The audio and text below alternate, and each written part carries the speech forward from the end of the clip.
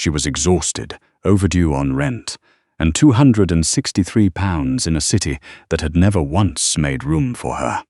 When the most feared crime boss in Chicago asked her what she actually wanted, not what she needed, not what she could afford, but what she wanted, Maren Osgood looked him dead in the eye and said she wanted one quiet Saturday. 48 hours later, a Blacktown car idled outside her building with a handwritten note on the seat and a key to a hotel suite that cost more per night than she made in a month. Maren had been cleaning rooms at the Alderton Grand for 6 years, not the kind of hotel work that gets romanticized in movies, not the hostess at the front desk kind with the neat uniform and the practiced smile. She was housekeeping, cart and all. She worked the 14th through the 18th floors, 5 days a week, and on Saturdays she picked up shifts at her cousin's diner in Pilsen, washing dishes until her hands cracked. Her lower back had been a slow, grinding complaint since she was 22. She was 26 now, and it had graduated to a constant loud argument she couldn't win. The Alderton Grand was the kind of place where the throw pillows on the beds cost more than Maren's monthly bus pass. The lobby smelled like white tea and money. The guests rarely looked at her directly, which she had long since stopped taking personally. She was part of the architecture to them. Functional, invisible. She had a knack for anticipating what a room needed before she even opened the door. An extra set of towels. The blackout curtains left cracked exactly 2 inches. The minibar restocked with the specific brand of sparkling water that a certain type of guest always expected without asking. Her supervisor, a thin, perpetually dissatisfied man named Harmon, called her his best worker in the same breath he used to explain why her raise request had been denied for the 3rd consecutive year. "You're reliable, Osgood. That's actually working against you right now." She had stopped trying to understand that logic. It was a Thursday in February when the hotel's top 2 floors were quietly reserved for a private party. Maren was told only that the guests required absolute discretion, that she was to service those floors alone, and that Harmon himself would be conducting the elevator access checks. That alone told her something. Harmon never touched the elevator checks. He barely left his office on the mezzanine. She found out who the guests were the same way she found out most things, by being in the right place at the wrong time. She was pushing her cart through the service corridor on the 17th floor when she heard the voices. Not raised, not arguing, the quiet, deliberate kind that carried more weight than shouting ever could. She stopped, partly because the cartwheel had snagged on a seam in the flooring, mostly because the name she heard made the hair on her arms stand up. Rourke, as in Callum Rourke, as in the man whose name showed up in the Tribune maybe 3 times a year, always in connection with something the paper couldn't quite prove. A dock fire in Calumet City, a city council vote that swung in a direction nobody had predicted. A federal witness who recanted his testimony 6 weeks before a trial. He was 51 years old, had never been indicted, and reportedly controlled more of Chicago's northwest supply chain than the city's entire logistic infrastructure. He had a face that showed up in exactly 1 photograph the paper had ever published. Blurred, side profile, at a distance. And he had apparently been living on the 17th floor of the Alderton Grand for the past 4 days, while Maren had been cleaning around him like he was furniture. She unstuck her cartwheel and moved on. She was given room 1714 to turn over at 3 in the afternoon. Standard checkout. She knocked twice, announced herself, waited the requisite 10 seconds, and let herself in. The room was not empty. A young man was sitting on the floor with his back against the bed frame, his knees pulled to his chest, his face the color of old chalk. He couldn't have been older than 19. His left hand was pressed to his right forearm, and the fabric of his shirt was dark and wet. He looked up when Maren came in and opened his mouth, and nothing came out. Maren's cart was still in the hallway. She stepped fully into the room, let the door close behind her, and crossed to him in 4 steps. She crouched down to his level. "How bad?" she asked. I'm fine. I'm not asking if you're fine. I'm asking how bad." He pulled his hand away and she looked at the cut, deep but not arterial. The bleeding had slowed. She stood, went to the bathroom, came back with every clean towel on the rack and the first aid kit from under the sink that the hotel stocked in every room and that guests almost never touched. "Press that," she said, handing him a folded towel. "Firm. Don't look at it. You're not going to call the front desk. You want me to." He shook his head quickly. "Then stop talking and let me work." She had just finished wrapping his arm, neatly, properly, the way her grandmother had taught her, when Maren was 8 years old, and her brother was the kind of kid who regularly came home bleeding from something. When the door opened, she didn't look up immediately.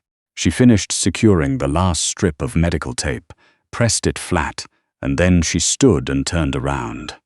There were 3 of them in the doorway. 2 she didn't recognize. The third was the man from the blurred photograph in the Tribune.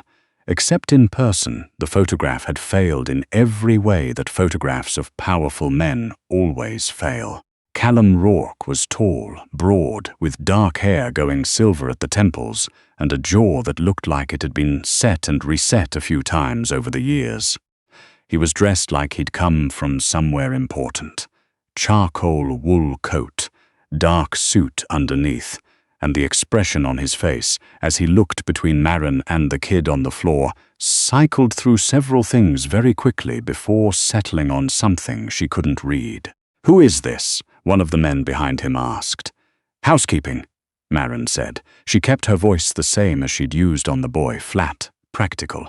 "He needed a hand. He's got one. I'll get out of your way." She moved toward the door. One of the men stepped sideways, not quite blocking her, but close enough to make the intention clear. Rourke held up 2 fingers. The man moved back. Maren walked out. She got her cart and pushed it to the next room, and she did not let herself shake until she was inside the linen closet on the back end of the floor, with the door closed and her back against the shelves. She was back on her regular floors by 4 o'clock.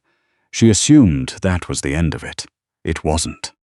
He found her in the service hallway on the 15th floor at 5:15. Alone, no entourage, which somehow made it worse. He was carrying his coat over one arm, and he looked, for a fraction of a second, like someone who had thought carefully about how to begin, and then decided to abandon the plan entirely. "The kid is my nephew," Rourke said. Maren kept her hands on the cart handle. "I figured it was something like that. You didn't ask any questions." Wasn't my business. He studied her the way she imagined he studied most things. Not aggressively, but completely. Like he was cataloguing the details in an order she couldn't follow. She was used to being looked at, but not like that. People looked at her body and made their calculation and moved on. He was looking at her face. "You knew who I was," he said. "It wasn't a question." "Yes, and you still helped him." "He was bleeding on a hotel floor," Maren said. "I wasn't going to step around him because of who his uncle is." Something shifted in his expression. Not quite a smile, not quite surprise. Something between the two that she didn't have a word for. "What's your name?" First, she looked at him for a second. "Maren, Maren." He said it like he was checking that it fit.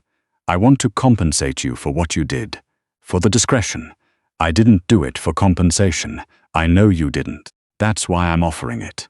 She shook her head slowly. "That's not how I work." He was quiet for a moment. She could hear the elevator bank humming somewhere at the end of the corridor. "Then what do you want, Maren?" he asked. "Not what you need. Not what you think I'm willing to give. What do you actually want?" She almost laughed. It came out as a short, tired exhale instead. She thought about the weekend that was coming at her like a wall. The diner shift Saturday, the Sunday catch-up on the laundry that had been sitting in a bag by her door for 9 days, the letter from the collections agency about her father's unpaid cardiac bills that she'd been filing under deal with this when you are a different person for 3 months. "A Saturday with nothing in it," Maren said. "That's it." A Saturday I don't owe anyone. Rourke looked at her for 3 full seconds without blinking. "I'll see what I can do," he said. She pushed her cart past him toward the elevator, and she told herself she'd forget the whole conversation by morning. She didn't. Friday came and went. Maren worked her floors, went home to her apartment in Humboldt Park, ate cereal standing over the sink, and went to bed at 9:30 like a person who had given up on evenings. She set her alarm for 5:15 to make it to the diner by 6:30. She did not think about Callum Rourke. She thought about Callum Rourke approximately every 40 minutes. Saturday morning her alarm went off, and she was already awake. She lay in the dark listening to the radiator knock and thinking about her father's medical bill, and the way the collections letter had her name spelled wrong. Marine, 2 E's, as though even the debt collectors couldn't be bothered to get her right. Her phone buzzed. A number she didn't recognize. A single text. "Don't go in today." She stared at it. Then her phone buzzed again. This time the diner's number. Her cousin Therese, voice sleepy and apologetic, saying the Saturday girl had come in early and they were actually overstaffed. Could Maren take the day? She'd still get paid for the shift. Maren sat on the edge of her mattress for a long moment. Then she got up and made coffee. At 9:15, someone knocked on her apartment door. Not Harmon's knock, not Therese's knock, measured, deliberate. She looked through the peephole and saw a woman in a dark jacket holding a flat box. Professional. Composed. The kind of person who worked for someone who did not tolerate inefficiency. Maren opened the door. "Mrs. Osgood," the woman said, "I was asked to deliver this." Inside the box, on a layer of charcoal tissue paper, was an envelope and beneath it a key card in a brushed metal sleeve. The envelope contained a single notacard, written in a small, precise hand. "The Alderton's penthouse suite is unoccupied today. It's yours until midnight. There's a car downstairs if you want it. No obligations. No strings. You said you wanted a Saturday." Sira Maren read it twice. Then she read it again. She put it on her kitchen counter next to her cold coffee and stood there for a moment with her hands flat on the linoleum. The old, exhausted, sensible part of her brain, the part that had been managing scarcity for 26 years, started its familiar monologue. This is a man with intentions. This is not free. Nothing is ever free, and especially not from men like him. You know exactly what a room with a king bed and no strings attached from someone like Callum Rourke actually costs. The other part of her brain, the part she usually kept locked in a closet, said, "But what if you just took the Saturday?" She took the Saturday. The penthouse suite was 4 rooms and a terrace and a soaking tub the size of a small car. And for approximately the first 20 minutes, Maren moved through it like she was on shift, automatically assessing the cleanliness of the surfaces, noting where the light hit the floor. Then she made herself stop. She ordered room service, the good kind, the kind where the menu didn't have prices, and she ate on the terrace, wrapped in the hotel bathrobe, watching the February sky do its slow grey thing over the skyline, and she did not think about the collections letter, or her back, or Harmon, or the laundry bag by the door. For the first time in years, she did not think about any of it. She was back in her apartment by 10 that night, back in her actual life, and the Tuesday after, she walked into the hotel, and nothing was different, except that Harmon stopped her in the lobby to tell her that her raise had been approved, retroactively, effective the 1st of the month, and that she was being moved to senior staff classification. She stood there waiting for it to feel like something other than suspicious. It felt like something other than suspicious for almost 3 weeks. Then she left the hotel on a Wednesday afternoon, and someone stepped out of a doorway on the sidewalk and put a hand on her shoulder, and her first instinct, the one born from years of managing her own safety in a city that made it her problem, was a sharp left elbow to the solar plexus and a pivot that put 18 inches between her and whoever had touched her. The man doubled over. He was wearing a pale grey jacket and an earpiece. 3 feet behind him, leaning against a dark car with his arms crossed, and something that was not quite amusement on his face, was Callum Rourke. "You trained with someone," he said. "My aunt," Maren said, her heart still loud in her chest. "She taught self-defense at a park district until they cut the program. You want to tell your guy to announce himself next time?" Rourke said something in a low voice to the man, who straightened painfully and stepped back. "I need to talk to you," Rourke said. "I was in the neighborhood." Maren looked at him. "You're never in the neighborhood, Mr. Rourke. What is this?" He was quiet for a moment, and in that moment she saw something she hadn't expected to see on a face like his: hesitation. Not the tactical kind, not the calculated pause before a negotiation. The real kind. The kind that looked like a man who had decided several times over the past 3 weeks to leave something alone and kept failing to do it. "There are people who know I spent time at the Alderton," he said. "One of them has put it together that something happened on the 17th floor, my nephew." He paused, and someone who helped him. The cold slid down Maren's back like a slow key. "They're not sure what they know yet," Rourke continued. "But they're asking questions, and some of those questions have your name in them. I work at a hotel I have nothing to do with. I know that. They don't care." Maren stood on the sidewalk with the February wind coming off the lake and the sound of the L rattling overhead, and she thought about her father's cardiac bill in collections, and the cousin who needed her Saturday shifts and the back that hurt every morning, and now, apparently, this.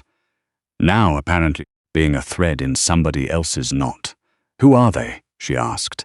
"A rival organization. They've been looking for leverage against me for 2 years." He looked at her directly. "You patch up my nephew's arm, and now you're the leverage. That's insane. It usually is." They stood there. A cab went past. Someone down the block was arguing with a parking meter. "What do you want me to do?" Maren asked. "Nothing," he said. "I want you to go home and lock your door and not answer it for anyone you don't recognize until I tell you it's handled. And how long is that going to take?" "Not long." She looked at him. "That's not an answer." "No," he agreed. "It's not." She went home. She locked her door. She sat at her kitchen table with her father's collections letter and a cup of tea, and she made the decision that she was not going to be the kind of person who spiraled in an empty apartment. So she called her aunt, the self-defense one, and they talked for an hour about nothing related to anything, and it helped and it didn't help, and mostly she just waited. The call came at 2 in the morning. Her phone lit up with the unrecognized number. She answered. "They've located you," Rourke said without preamble. His voice was the same as always, even and controlled, but underneath it now there was a tension she could feel through the phone like a second signal. "There are 2 men in a car outside your building. Do not go to the window. Are your lights on, the kitchen one? Turn it off, move to your interior hallway and stay there. This is actually happening, Maren." His voice dropped. "Just a fraction. Just enough. Stay in the hallway."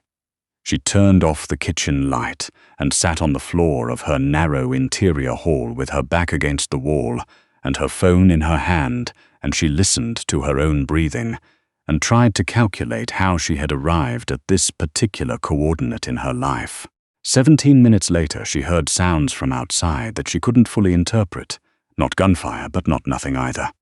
Movement, a car starting, 2 voices, brief, cut off, then silence, then a knock at her door. 3 measured knocks. She looked through the peephole. Rourke. Alone, she opened the door. He stepped inside, and she closed it behind him, and they stood in the narrow entry of her apartment in the near dark.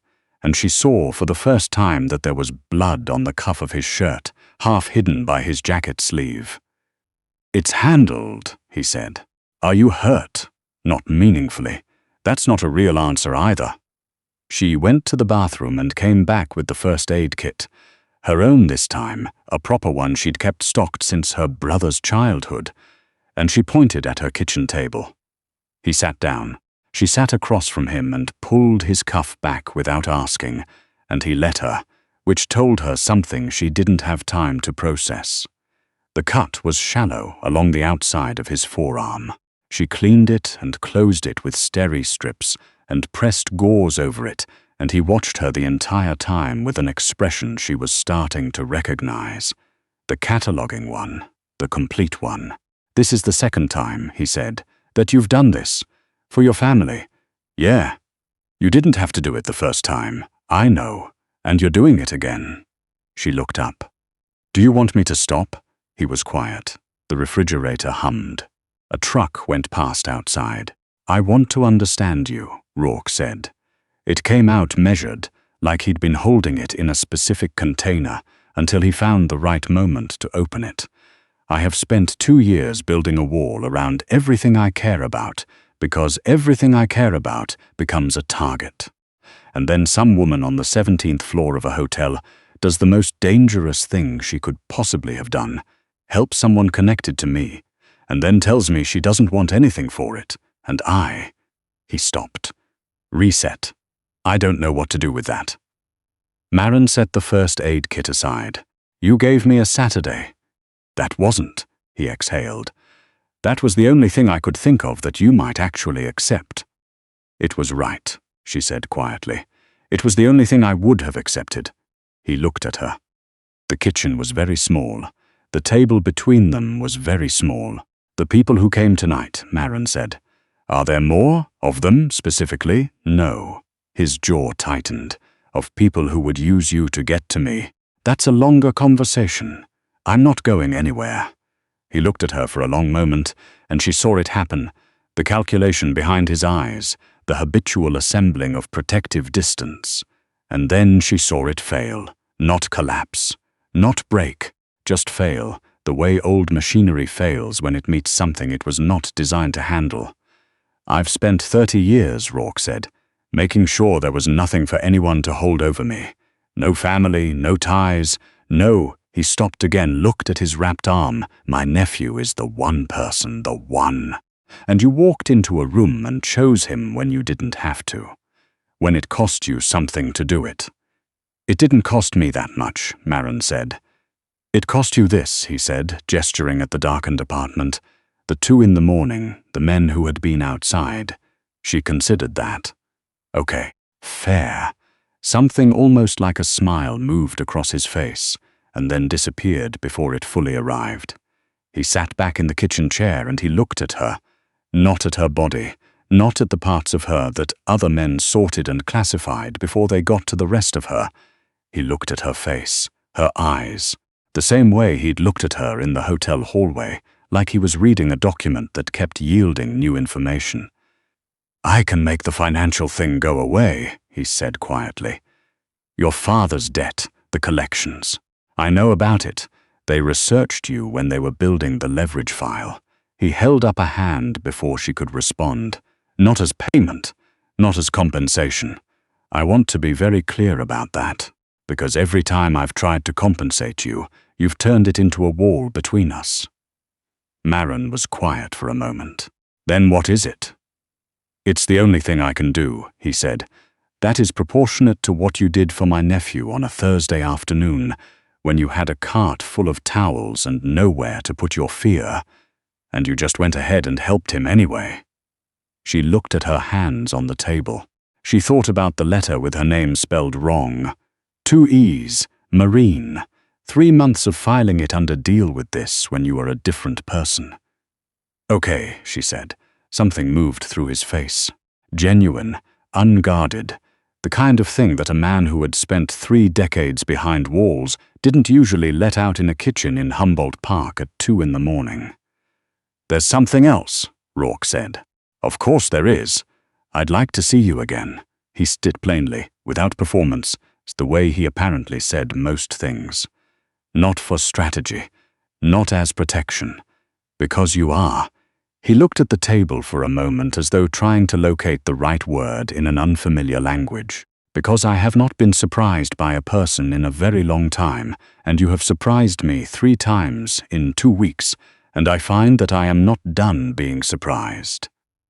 Maren looked at him across the small kitchen table in her small apartment in the dark.